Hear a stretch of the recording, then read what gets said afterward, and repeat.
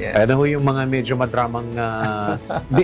kasi sa lahat naman ng negosyo, may challenges talaga Yes. na parang dumating yung panahon na ayoko na. Ito yung sabi nga natin, lahat ng nagnenegosyo, anumang industriya yan, ay tatamaan ka nung isang pinaka lowest point. So, nung 2014, ginawa namin yung terminal. But sad to say, pagdating nung 2016, nagkaroon na aksidente, nasunog yung terminal. That is in Calaca, Batangas. Humingi kami ng mga tulong and assistance sa aming mga pamilya. And we are happy and lucky that tumulong sila. Ang sabi nga natin, hanggat talagang may interest ka na ipagpatuloy, talagang gagawin mo lahat. So ang ginawa ko, doon ako sa facility natulog for 6 months. Wow. Dahil 24/7 yung aming operation, kung paano namin maiahon ulit, mai-rebuild namin yung nasunog na facility. Alright, magandang araw po mga nagpa-follow po sa atin. Welcome to another episode of PhD. Panoorin hanggang dulo. Medyo ang ating guest po ngayon ay matutuwa ho sa akin. Yun hong mga nagluluto. Mga nagluluto. Ito po'y matagal na nating kaibigan. Si Sir po ay every time na meron kami sa radyo, sa TV or sa online na issue tungkol sa mga LPG, ay walang pumapasok ko sa mga interviews na ito, kundi interviewin ang LPGMA. Yan! Kasama po natin ang presidente po ng Regasco, walang iba kundi matagal ko na kasing tinatawag tong Kong si Kong Arnel T. Kong, magandang araw. Good morning at magandang araw, Dennis. At least ngayon ay naging guest mo rin ako sa wakas. Yeah, sa wakas. Kung tawagin ko kasi si Sir Kong kasi hindi ako masyadong sanay sa Sir Arnel. Kung ako, every time na may issue tungkol sa mga LPG, kayo talaga yung tinatawagan ng lahat ng radio stations, no? Parang lahat yata Well, siguro nagkataon na ako yung mas nakilala na when it comes sa LPG. Pero lahat naman ng mga existing brand sa industriya ay pareho lang naman na isasagot pagka about pricing at saka about concerns about LPG. It so happen na siguro mas madali akong hanapin. Saka kung ganito kadalasan kasi pagka kami, kumukuha kami ng mga guest, kinukuha pa yung questions Ikaw, available na? Sabi niya, available na sir, nasa linya na, okay. Nasa linya po natin si Kong Arnel T. Kong, ano ba nangyayari? Tataas ba yung presyo? Nasasagot nyo agad Kasi nga, you know the industry. Yes, at kasama din siguro sa pagiging masasabi natin na natatanong about the industry, sometimes nagiging positive, may negative din naman, lalo na kung price increase. Tama. Yung mga announcement mo, no? Kung tataas. Pero yung pagtaas ng LPG prices kasi, Kung, hindi siya di ba? Hindi siya parang gasolina na every week Parang monthly yata yung sa atin, di ba? Yes, it so happened naman mula nung nag-umpisa, siguro masasabi natin mula nung nagkaroon ng deregulation, ang LPG talaga monthly na. Ang gasolina, dati monthly din yan And then, naging mas magalaw ang presyo ng gasolina at diesel. So, ginawa na ng gobyerno na weekly na lang ang announcement. Yan. Nung last na nag-usap tayo sa radyo, Kong, parang ang naging problema natin doon pagtaas because of the war. Yes. Because may nangyayari sa Middle East. Ngayon po ba, ang presyo ng LPG po ba ay pataas pa ba? Pero kasi naging parang payapa na, hindi na katulad nung last na nag-usap tayo on air, Kong. Well, ang magandang nangyari naman is because of dun sa naging aksyon ng gobyerno na ginaid nila ang buong LPG industry, lalo na yung mga nag-i-import, na subukan kumuha, like for example sa Amerika, Canada. So dahil nga doon sa issue ng Strait of Hormuz na sirado, at 90% ng kinukuha ng Asia ay galing sa Middle East. So, ganun din ang Pilipinas. So, ang naging option ngayon ay kumuha sa Amerika, which is ginagawa na natin ngayon. At ang good thing about LPG comparative to diesel and gasoline, ang consumption naman kasi natin, 90% are yung mga household consumer. Yeah. Kadalasan naman dyan, once a month lang kung mag-consume ng isang tangke ng LPG. Oo. So, hindi ito kasing, masasabi na kasing likot ng presyo ng gasolina. Tama. So yun siguro ang naging advantage of LPG compared sa gasoline and diesel. Parang may narinig din ako, Kong, na parang tumaas yung presyo ng mga ulam natin, lalong-lalo na sa mga kantin. Isa kayo sa mga dahilan di ba? Lagi sinasabi nila, kasi binawasan ko yung karne kasi tumaas yung LPG. Yung mga presyo ng LPG kasi tumaas. Di ba? Well, tama kayo doon sa especially yung March and April. Yeah. Well, it's more on April yan dahil doon sa pagsipa ng price. Isipin natin, mula sa 800 to 900 pesos per cylinder, umangat to 1,600. Oh, grabe. So, almost double. So, talagang iindahin yan ng mga karinderya. Pero ang good thing, after 2 months, ay nag-umpisa naman ng bumaba. At kasalukuyan, hindi man natin nararating yung dating presyo. At least, naging reasonable na yung range na 1,150 to 1,200. Wala na tayo sa 1.6 level, ano? Wala na yun. Wala na. Yes. So ngayon, parang can we safely say kung na slowly going back to the pre-war, parang slowly nag-a-adjust? Well, ang sabi nga namin, ang biruan namin, ang presyo naman ng petrolyo and even LPG ay nakadepende sa ngayon sa ganda at sa depende sa gising ni Trump. Yan ang nagiging problema ngayon dahil ang dati-rate, before the February 28 conflict sa Middle East, ang aming assessment on how to compute yung forecasting is seasonal, number one. Second, ano yung naging production ng bawat bansa sa Middle East. Yun yung mga factors. So ngayon, lahat yan, nabaliwala na So ngayon, ang titignan namin, kumusta ba ang gising ni Trump? Sa kanya lahat nakasalali, no? Pagka ano yung pronouncement niya, no? Talaga maapektuhan tayo. Maapektuhan talaga tayo. Sabi nga natin na kung umubo lang o humatching lang ang Amerika, talagang apektado yung ekonomiya ng Pilipinas. Tama lalo yun, na sa buong Asia. Hindi lang naman Pilipinas, kundi buong Asia. Correct. Yes. Tapos, kumusta na yung, may nabasa lang ako kanina before we went taping na po, kumusta na ho yung pag-suspend ng excise tax sa LPG? Well, binalik na nila ngayon. Binalik kasi dati it was suspended, no? It was suspended last April because of the law ng Senate and Congress. Na binigyan nila ng national emergency power ang presidente. At part of it ay yung kanyang pagsuspend ng excise tax ng kerosene at ng LPG. So dahil nga 3 buwan lang yung ibinigay, so nag-expire yan 2 weeks ago. So ngayon, nag-uumpisa na naman maningil dahil yun naman ay ayon sa batas. Kailangan maningil ang gobyerno ng excise tax. Ayan, okay. So, maniningil na naman sila. Maniningil na naman sila para meron na naman silang, okay. Siguro ang susunod na natin, siguro marami na tayo pinag-usapan tungkol sa issue. Gano'n na bakit ba nasa LPG industry o business kayo? Kung paano kayo napasok dito? Kasi nung ano pa lang ako, bago akong newscaster noon, bago akong nagpo-programa sa radyo noon, sa TV, laging Arnelty. Bago pa lang ako noon, Arnelty na. Nasa probinsya pa ako noon, Arnelty na. Kailan bakit nyo napasok ito? Paano kayo napunta rito sa industriya na ito? Edad natin. Well, nag-umpisa kami talaga is basic commodity pa rin, which is bigas.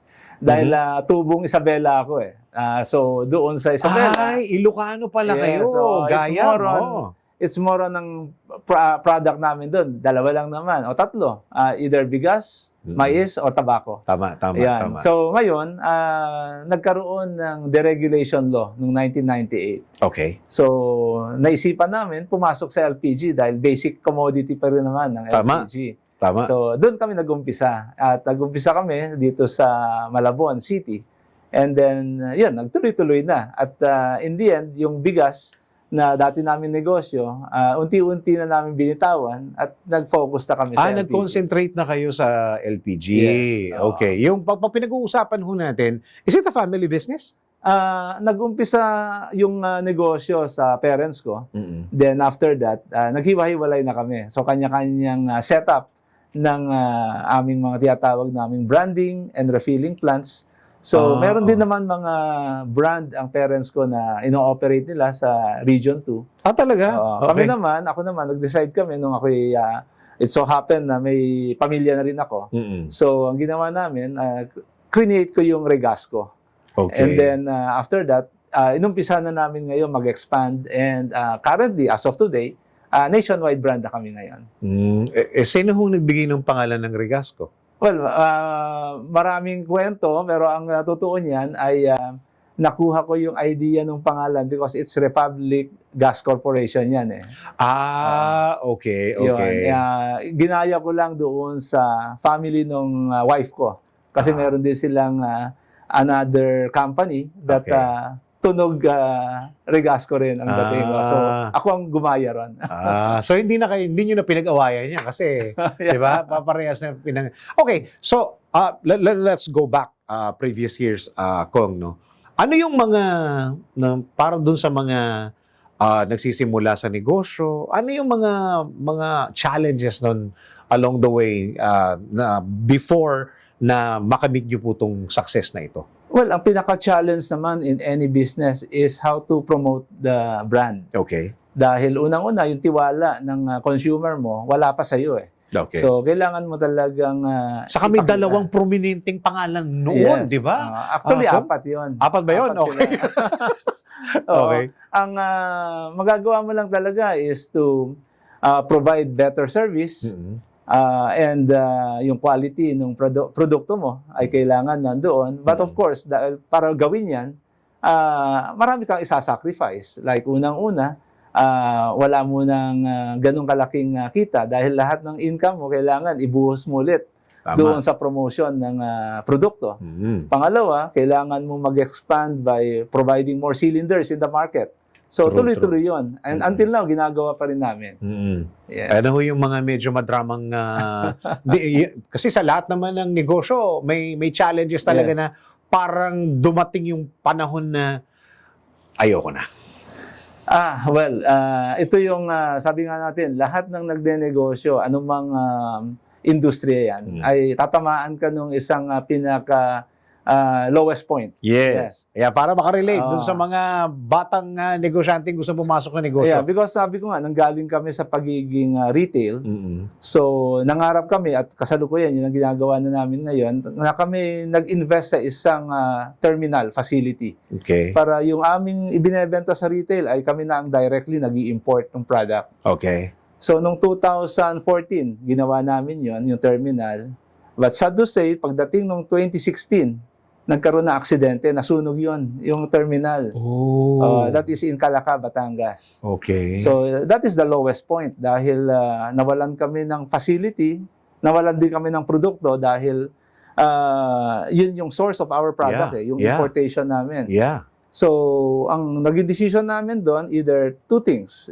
Umalis kami sa industriya, and hayaan na namin na yung aming facility will be confiscated by the bank kasi may loan yan eh. Okay. Or we will double time our effort para i-rebuild yung nasunog na facility. So, ang naging decision namin ng aking asawa ay i-rebuild ito and humingi kami ng mga tulong and assistance sa aming mga pamilya. And we are happy and lucky that tumulong sila.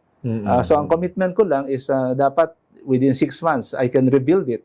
Dahil sometimes, sabi nga nila, ang pagre-rebuild niyan, it will take you at least 1.5 years. Pero sabi ko, ang sabi nga natin, hanggat talagang may interest ka na ipagpatuloy, talagang gagawin mo lahat. So, ang ginawa ko, doon ako sa facility natulog for 6 months. Dahil 24/7 yung aming operation, kung paano namin maiahon ulit, mai-rebuild namin yung nasunog na facility. And nagawa naman namin. Doon kayo natulog ng 6 months? Yes. Walang uwian yun. Parang... kasi nakatira ako ng Pasig. Ang facility ay nasa Calaca, Batangas. So, ang uwi ko lang, isang beses sa isang linggo para dalhin yung maduming damit, kumuha ng bagong damit, doon ulit ako matutulog sa facility. Para lang to supervise at makita rin ng mga empleyado na nandun seryoso ako. Kayo? Oo. Yes. Walang mga boses noon na Arnel, okay na yan. Let it go. Hindi na may mga, 'di ba?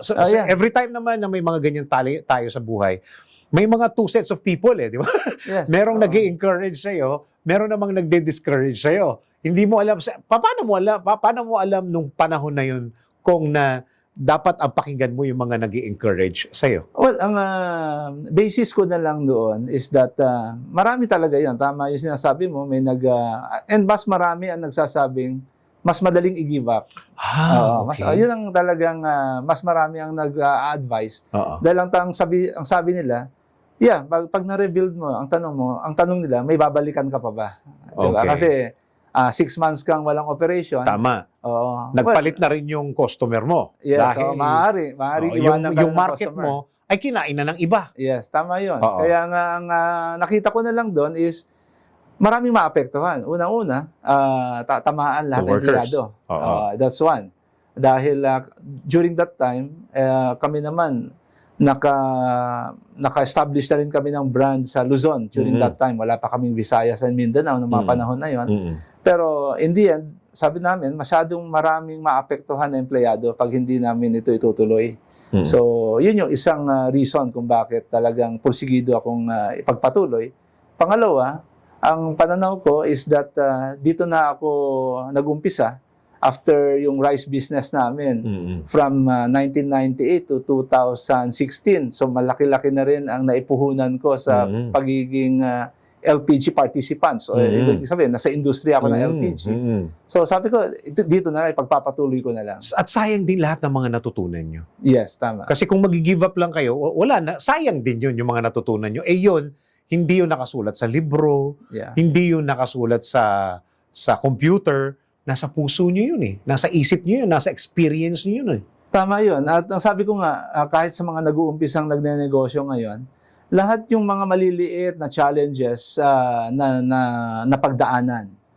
Pagdating doon sa isang malaking challenges na kagaya nung nangyari sa akin noong 2016, sabi ko, naging hindi naman magaan, pero hindi napakahirap na gawin yung aking naging direksyon na ito ay i-rehabilitate hanggang sa matapos. Dahil on the way from 1998 up to 2016, marami rin naman ako napagdaan ng mga problema. Napagdaanan, na overcome. And then, nitong nangyari itong pinakamabigat na problema noong 2016, parang yun ang naging preparasyon ng mga maliliit na challenges. Kaya noong 2016, na nangyari ito, hindi mahirap, hindi madali, pero hindi naman ganun kahirap. Ang kailangan lang, yung tiwala ng creditor mo, tiwala ng mga pamilya mo, tiwala ng mga empleyado, lalong-lalo na pag nakikita kang nandun ka, naglilid, sila man, ay talagang madaling kumbinsihin na wala mo na uwian. Kailangan tapusin mo na natin ito. Gusto kong tutukan yan, Kong, paano nyo sila kinausap, yung mga empleyado? Kasi naiintindihan kayo ng empleyado noon, di ba? Naiintindihan. Paano nyo sila kinausap? Wala naman silang nakikita. Yeah. Well, ang pinakamadaling kausapin ay empleyado. Okay. Ang pinakamahirap nung kasalukuyang, kasi it take 10 days bago na extinguish yung sunog Kasi LPG yan, continuous yan, hanggang hindi nauubos yung laman, hindi hihinto yung apoy. Tama. So 10 days yan. So in the span of 10 days na yan, ang aking kinausap una, creditor. Okay. The creditor, sinabi ko sa kanila, ito ang plano, pagbigyan niyo ako dahil in order na mabayaran ko ang aking obligation sa inyo, kailangan kong mai-operate ulit itong facility. Okay. And I think wala rin sila makita ibang option. Kaya sinuportahan naman nila ako. And then after that, ang next na kinausap ko, of course, family ko. Okay. Sabi ko, itong problema. So, pwede bang magtulong-tulong tayo rito. So, after that, yun naman mga supplier. Okay. Kasi meron din ako mga Of course. atraso sa mga supplier. Of course. So, ang sabi ko, binigyan ko sila ng timeline. Sabi ko, ganito ang timeline yan mababayaran ko kayo, pero ganito kahaba.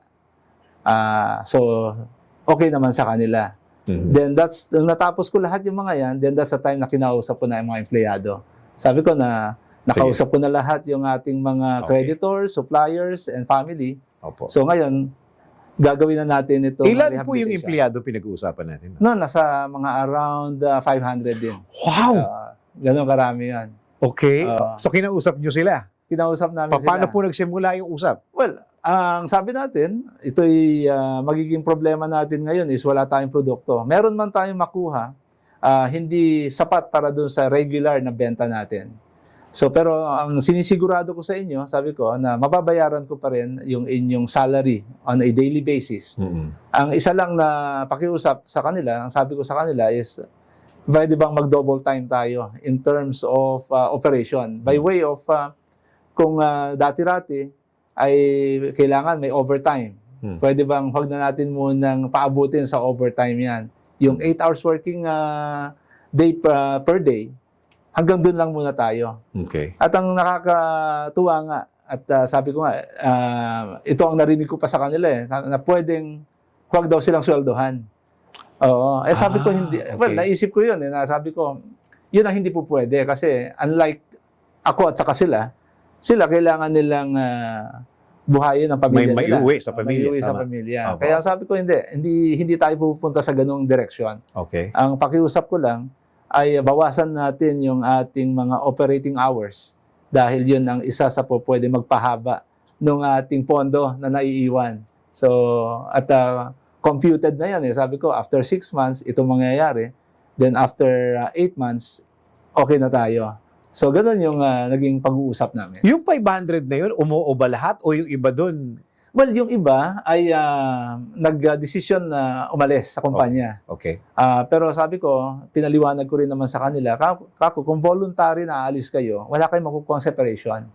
Ang Because of dalawa- what happened. that is, kaya ang sabi ko, your option is to stay with the company. Total, meron pa rin namang sweldo na makukuha. Yun nga lang, bawas dahil we will not be requiring an overtime work para sa ating mga kasamahan. So, yung, I can say, mga 90% na iwan. Yung mga 10, probably may nakita silang better offer. Kaya naman lumipat. Yan. Gusto ko pong kasi nung kinausap niyo yung mga supplier, mga creditors, pamilya, and especially the employees, paano nyo sinabi sa kanila yung vision nyo? Kasi, di ba mabubuo yung sa isip nyo, di ba? Paano ko ngayon sasabihin sa kanila itong plano ko na dapat maramdaman nila? Ano yung mga exact words? Well, yun yung isang, sabi ko, yun ang pinakamahirap na how to communicate and to convince them. Yeah. So, inuna ko yung mga creditor, which is the bank. So, nag-set ako ng meeting. And then, of course, ang kanilang pananaw doon, why not i-claim mo na lang sa insurance ang lahat na, kasi insured naman i-claim mo na lang sa insurance lahat, parang total damage na lang. Wala nang i-repair, kundi i-declare na total damage. Pero ang problem ko, sabi ko, it's still, meron pa rin ako matitirang utang. Maliban doon, totally, yung 500 employee ko, mawawala na ng trabaho yan. So sabi ko, ito na lang ang umpisa ng paliwanag ko sa kanila.